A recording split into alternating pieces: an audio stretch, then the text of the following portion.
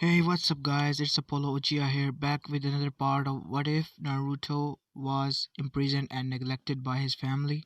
Last time we left off when Naruto left the Konoha, escaped Konoha, and went on his journey as the whole Konoha council was feared and shocked that how could he break through the prison, prison that they created for him after putting their best sealing chakra suppression seals on it. But then after Naruto left. Now we will continue our story. But before continuing, I would like if you guys leave a like, subscribe, and comment down below on which other series would you like me to do. So yeah, let's continue. After leaving Konoha, Naruto started his journey as he traveled from village to village, helping those in distress and killing those who caused it. Due to this, people started to call him the Punisher, savior of the people who couldn't defend themselves, and killing the guilty. Soon, within 8 months, he was placed in the Binko book as Naruto Uzumaki. Age 13 to 14. Appearance orange hair, red eyes, and 10 tails. Threat level triple S rank. Run if you see him. Title The Punisher. As he was wanted by many criminal organizations, as he was destroying them one by one. As the news started to spread, as it even reached the five great nations. Besides Konoha, every other village wanted him to join their village because of his reputation. Back at Konoha, after seeing the bingo book, the council were terrified, as the shinobi side were in shock. Whereas when Konoha 11 found out about this, it scared and shocked all of them. Most scared of all of them were Menma and Mito. After Naruto left, both Menma and Mito started to realize their mistakes and had guilt in their hearts for what they did to Naruto. This they vowed to themselves that they would change their ways and bring back their brother, as it was their goal from now on. They also passed the Genin test and Bell test from Kakashi as they were placed in Team 7, which consisted of Sasuke Uchiha, Mito Uzumaki, Menma Namikaze, and their team Jonin leader was Kakashi Hatake. Now the only goal Menma and Mito had was to bring their brother back to him and apologize to him for all they did to him, as both Jiraiya and Minato were trying their best to track him down so that they could bring him back to the village. Now we go back to Naruto, as after 4 months of traveling, he somehow managed to get to Dragon Mountain. "This is it," said Naruto. "Let's do this, kid," said Kurama. "Yes, let's go," said Naruto, as he entered the mountain's den of the dragons. After entering the den, he saw a giant white dragon sleeping. So that is the summoning Gramps was talking about, huh? "Oi, dragon, wake up! Oi, you lizard!" said Naruto. After hearing a voice, the dragon woke up. "Who has awoken me from my slumber?" said the dragon, opening his eyes, and said then he saw a boy standing in front of him at some distance. "What is it, boy? Why have you awoken me?" asked the dragon. "My name is Naruto Uzumaki. The old man says sent me to you in hopes of a summoning contract," said Naruto. I see. So it is time already. "But for my summoning contract, you have to pass my test first, kid," said Dragon, as Sage had already told him about the Child of Prophecy as when he was his summoning. Naruto asked, "Oh, it's pretty simple." Naruto Naruto asked, "Huh? What kind of test is it?" "Oh, it is pretty simple. If you manage to stay on top of my head for a day, you will have my summoning contract," replied the dragon. "Is that all?" "Bring it on," said Naruto, with a grin on his face, as he got on top of the dragon's head. As the dragon rushed out of his den and went straight towards the sky, as he went above clouds, but this didn't phase Naruto, as he stood there without much trouble as he pumped chakra to his feet to stand on the dragon's head. But the dragon didn't give up. He started to swirl and twirl in the midair. But that even didn't phase Naruto, as then he said, "Alright, kid, you asked for it." As then he suddenly charged his body into the lightning cloak. As then suddenly Naruto felt some stinging on his body, but then he covered his entire body with chakra that deflected the lightning. Nice one, kid, said the dragon. Huh, that's nothing, said Naruto. As it went on for hours and hours, then the dragon suddenly rushed towards the ground, twirling with high speed. But Naruto stood on his head calmly. For hours and hours it went on. Dragon tried again and again to let Naruto fall off his head, but he failed again and again. As then the day went by, finally Naruto has passed the test of the dragon. As the dragon landed on the ground, "You sure are tough, kid," said the dragon. "Yeah, I guess," said Naruto while rubbing the back of his head. "Fine. My name is Gar, and as the king of all summons, I grant you my services as well as the summoning services of all others, as they will be informed."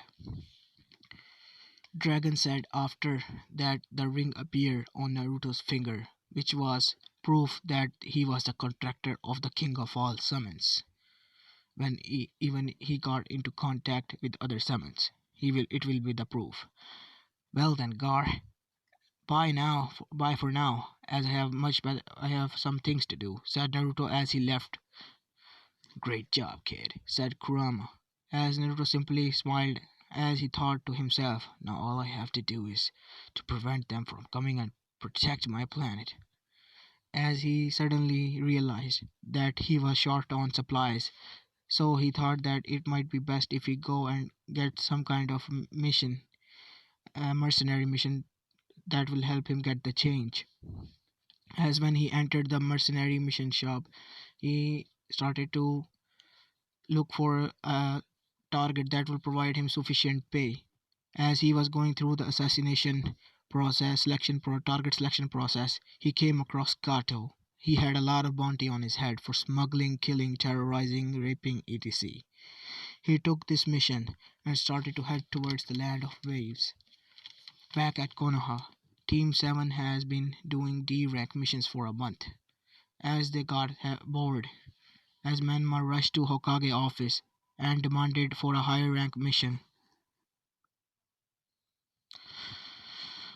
As Menma then rushed and entered the Hokage office and said, "Hey dad, I want a bigger higher rank mission now. I have been doing this D rank missions for the past 1 month. Nothing but catching cats and helping old people walk across the street."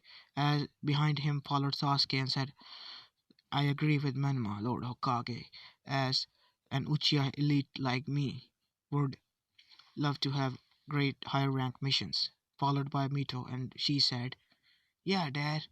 And after all of them walked in Kakashi, and Minato, after hearing this, sighed and said, "You know, I can't grant you a mission until you complete 30 to 40 D rank missions, and you have to make your Jonin sensei agree to that for having a high rank mission."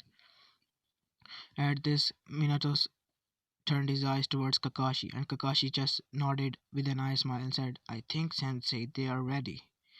As then Minato sighed and told Ananbu to bring in Tazuna. After some time, a drunk man appeared. As he saw the team, he made fun of them. But when Minato glared at him, he shut up. And then, as in canon, Kakashi said to them to meet him at the gates after an hour. As then he left, and so does the team left to their homes to gather the things they need. After an hour, they all gathered and started to head towards the land of waves. As they were walking, they still came across demon brothers. The battle went as in canon. After they defeated them, they interrogated and found out that it was at least a B to A rank mission. As in canon, Tarzan told them the story that how his village was poor and they needed to build this bridge so that they can get trade and live a happy life. He also told him about Gato and his goons terrorizing them. After hearing this, both Team 7 and Kakashi agreed. As in canon, they went and met with Zabu. They came across Zabu Zamamochi, the demon of the mist, one of seven swordsmen of the mist.